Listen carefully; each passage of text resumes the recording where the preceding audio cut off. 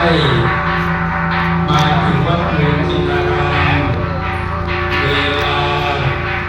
9 นาฬิกา 15 นาทีโดยประมาณมาจากโรงพยาบาลแพทย์รังสิตอยู่สิบเสียรังสิตหนองรุ่นแบบนี้นะทุกท่านด้วยความเคารพนับถือที่มีพรรษามากณพระบรมจินดารามด้วยความเคารพครับ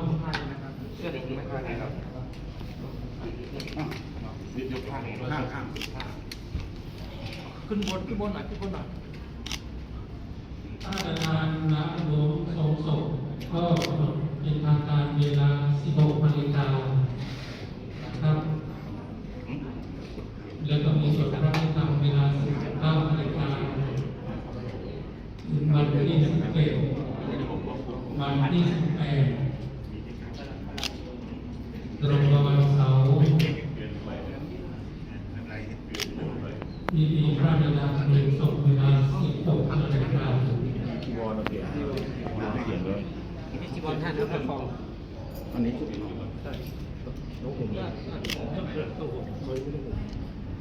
เอาคำหลังมาได้ป่ะเมื่อกี้แนะนำว่าอย่าเพิ่งอารมณ์ผมผ้าก่อนก็ดีผมผ้าก่อนอารมณ์ล็อกดีไปผมข้างหลังต้องเอาผ้าออกไม่มีเลยขึ้นรถได้ไหมพี่ไม่มีบ้านไม่มีขึ้นรถไปแล้วมาผมข้างหลังได้ไหม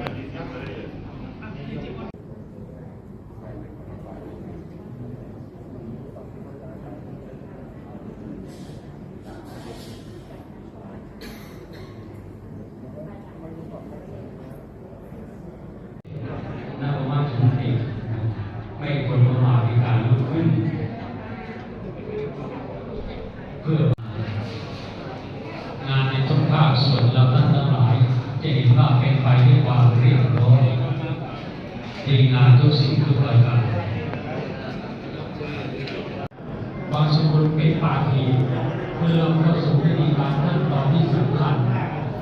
นั่นก็คือการบำเพ็ญกุศลทักษิณานุปทานกิจเพื่ออุทิศรัตนาอานิสงส์ผลถวายต่อท่านพระครูวิหารวรามปัญจศีลานิยาจามะปาติยังปิมะยังมันเตวิสุรัตนัทายะติสรเนนะสหปัญจศีลานิยาจามะนะโมตัสสะภะคะวะโตอะระหะโตสัมมาสัมพุทธัสสะนะโมตัสสะภะคะวะโตอะระหะโตสัมมาสัมพุทธัสสะ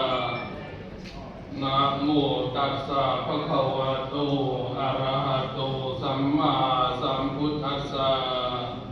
นะโมตัสสะภะคะวะโตอะระหะโตสัมมาจุปันนังอาจัตตังวาอิชา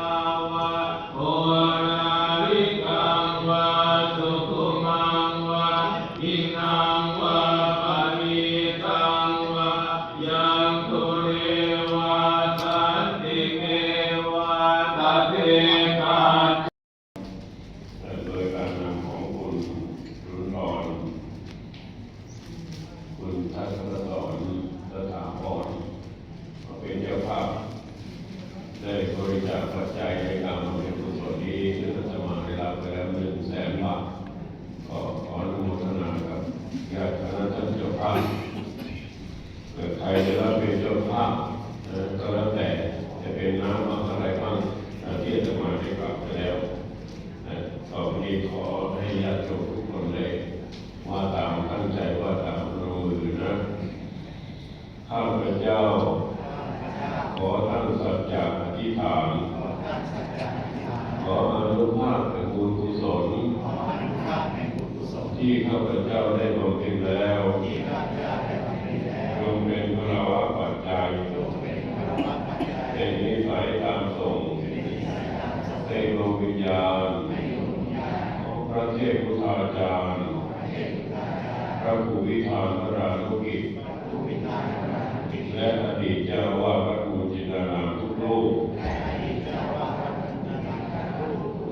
ความสุขกายสุขใจในสัมปรายภพที่ท่านได้ไปบังเกิดแล้วขอให้มีความสุขยิ่งขึ้นไปและขอพระรานิสงส์ส่วนนี้จงเป็นไปเพื่อประโยชน์เพื่อความสุขเพื่อความเจริญแก่ข้าพเจ้าทั้งหลายตลอดกาลนานเถิดตั้งใจไหว้พระโยมนะเราร้องเพลงชาติร้องเสียงดังประเทศไทยตรงนั้นคือชาติเราร้องเพลงสรรเสริญพระบารมีให้กับในหลวงร้องเพลงสรรเสริญดังที่ศาสนา